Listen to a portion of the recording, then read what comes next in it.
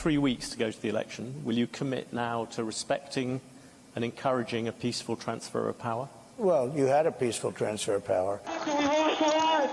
We lost the line. All MPDs get back. All MPDs get back up to the upper deck. All MPDs get back to the upper deck. And it was love and peace.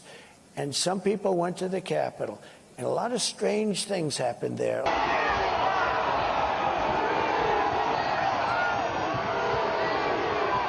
Hundreds of thousands of people, and I don't know what you had, 500, 600, 700 people go down to the Capitol. We can't hold this. We're going to get too many people. Look at this, man. We're the love in the air. I've never seen anything like it.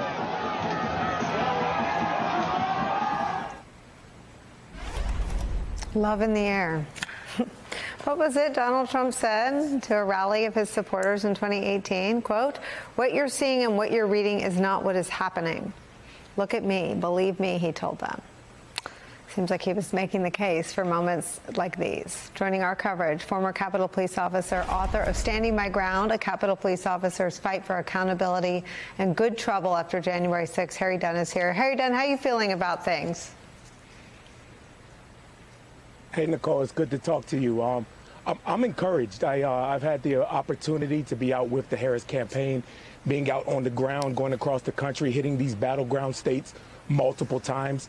And the energy, the vibes are incredible. It's palpable out there. And I'm really excited.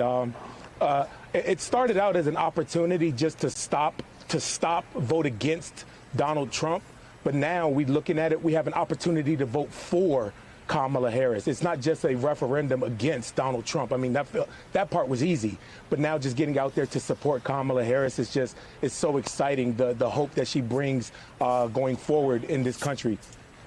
Harry, you and I have ridden, I think, some of the roller coasters emotionally of the lack of accountability in the American criminal justice system for Donald Trump's conduct, and the pathetic display from one of the two political parties in America.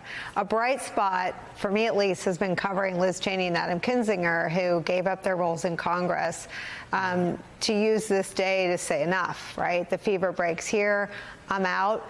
To see them both on the trail for Vice President Kamala Harris, as you said, not just making an argument against Trump, but making a forceful argument for her, feels like something that maybe the polls pick up, maybe it doesn't, but it feels different. And I wonder how that feels for you.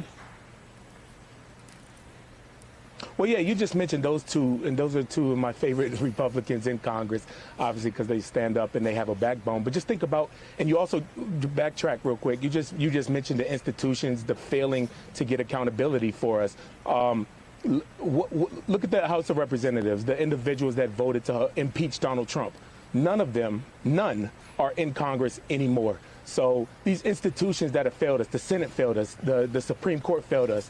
But how fitting is it that there's one more, fail-safe in this election going forward to stop Donald Trump? It's we the people. So it's encouraging on November the 5th that we have an opportunity to stop him. And we couldn't do it without people like Liz Cheney, like Adam Kinzinger, like Barbara Comstock, who you just had on, that are willing to stand up and put country over party. It's so important right now. And, and yes, when I testified before the January 6th committee, I asked the question, is this America? Because, January 6th showed one of the darkest sides of America. But yeah, and then showing how close this election is in the midst of all of that, I guess it really is America. But there is an opportunity for us to have a different path going forward, and that's Kamala Harris. Tell me what your message is, sort of one-on-one. I know there's a lot of focus on the mail vote. What's the pitch that you make to anyone you meet on the campaign trail about how stark their choice is and how consequential every single vote is?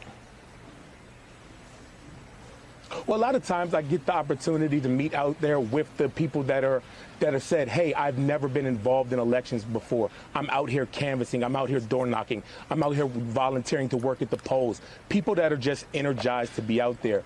But the choice could not be more clear going forward. I mean, we have this guy, and everybody, when you Republicans are known for fear-mongering and scaring people. First it was DEI, and then it's banning books and all this different stuff or whatever. Donald Trump is saying in his own words what he's going to do, that he'll be a dictator on day one, that he wants to terminate the Constitution. This isn't a Nicole Wallace or Harry Dunn talking point. Those are Donald Trump's own words. So letting people know his own words, no, this isn't stuff that we made up. We can press play, run the tape, and show you where he said that. And people, they don't like it, and they're afraid of it. And he's doing the fear mongering himself. And the Harris campaign is just amplifying his messages, and it's kind of like he's his own worst enemy. And that's one of the reasons why we can't have him.